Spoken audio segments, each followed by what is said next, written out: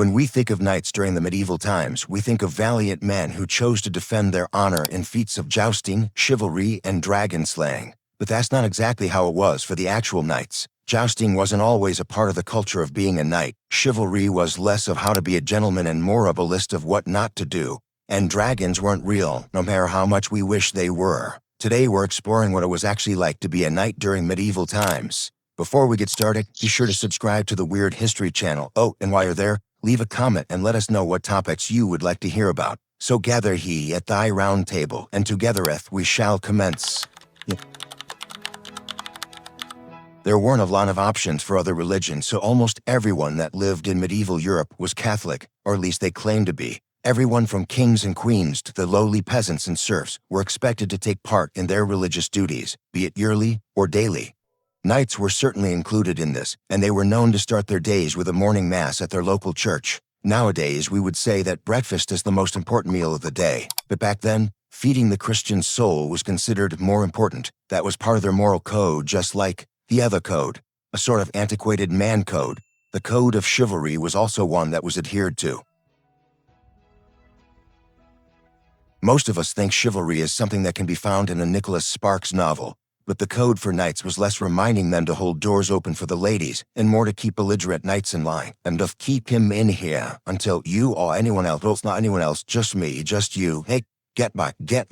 Though there were rules of things to do like live for honor, protect the weak, and respect the virtues of women, there were far more rules of what not to do. Things knights were not allowed to do as declared by the code of chivalry included beating up priests, taking someone's cattle or other livestock, hurting women, setting fire to homes, or robbing, kidnapping, killing, or doing any sort of general harm to random innocent people. These are rules that we can all generally agree meet the bare minimum of what would fall under the umbrella of chivalry. Nowadays, everyone is always trying a new diet fad, but medieval diets did not include keto, paleo, or Atkins, and they most certainly never had a meatless Monday. They never had a meatless any day, since meat was the primary ingredient in most meals. While most meals consisted of meat and bread because it tasted good, it also was because they thought most vegetables were poisonous. It's a classic saying that one bad apple can spoil the barrel. But it sounds like back then, someone ate the wrong kind of mushroom or put some poison ivy on their salad, so all vegetables were out of fashion. Beware of green salads and raw fruits, for they will make you a master sick, was a common saying at the time. Meat wasn't cheap in medieval times, and since there was no Oscar Mayer bologna to eat in a pinch, the lowest on the economic scale ate pork. That'll do, pig. That pig will do. However, since knights held an elevated social status, they had access to higher quality food than the average serf or peasant did. Beef and sheep were often served to knights along with cheese. Since food needed to be kept safe to eat, a lot of it was pickled or had been preserved with salt, which would certainly make someone thirsty. Which is why,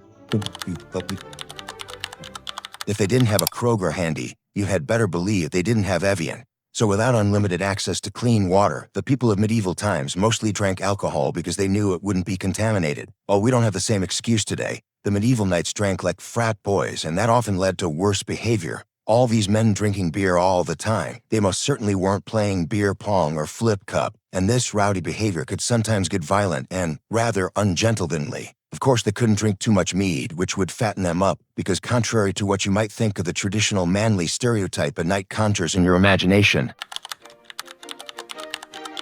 That's right, image was everything. And since no one was getting likes on their Instagram pages, they had to settle for likes the old-fashioned way. Compliments and adoration.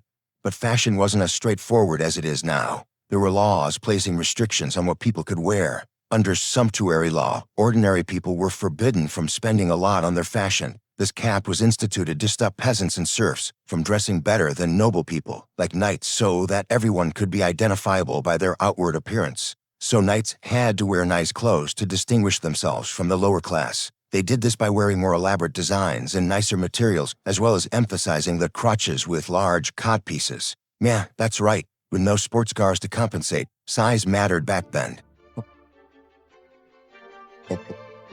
No matter how they dressed, the knights still had a job to do. But what was that job exactly? Well, part of their responsibilities included serving in their lord's private military. In some places like England, knights exclusively protected the king, which effectively made them the national military.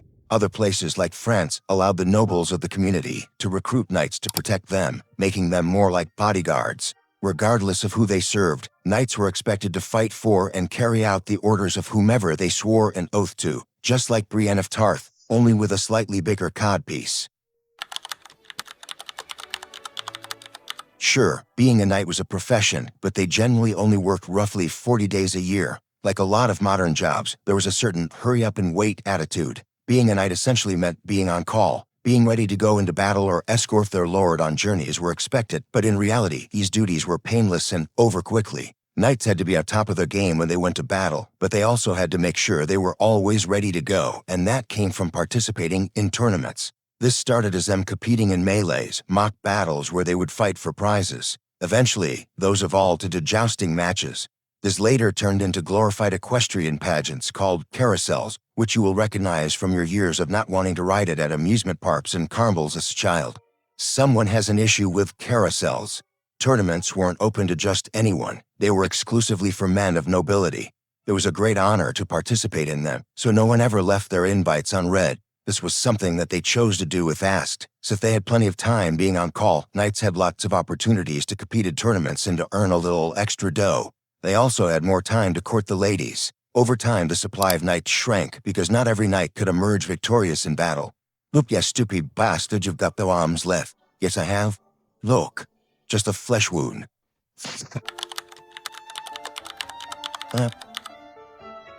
Tony Stark had nothing on medieval knights. With their imposing armor, a knight looked impenetrable, and it was for arrows that were fired in their direction. But the life of a knight in battle wasn't all arrow dodging. For the rest of their duties, the full-body armor weighing roughly 60 to 110 pounds was not very practical, because they may as well be carrying an entire Fran Drescher on their back.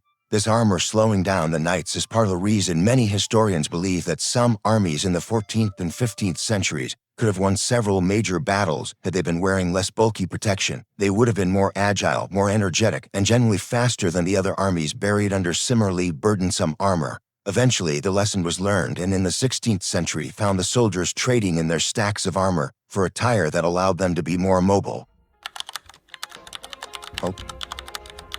If you've been struggling with what to do with your life, take comfort in the fact that modern medicine allows you to live over triple the life expectancy of people in medieval times. With less time, they had to decide quickly on what their life's purpose was because most people made it to about the ripe old age of 30. Training to be a knight could start as early as 7 years old, so that meant they could spend the next 14 years of their lives training. During those years, they worked at being strong and impressive warriors. These years were spent on horseback, learning archery, and mastering the sword until they were proficient. A lot of training montages later, and they would be ready to achieve knighthood at the age of 21. At this time, they would go through a dubbing ceremony, where they would pledge their loyalty to a particular lord. Bonus points if they decided to write their lords' names on their new notebooks with hearts drawn next to it.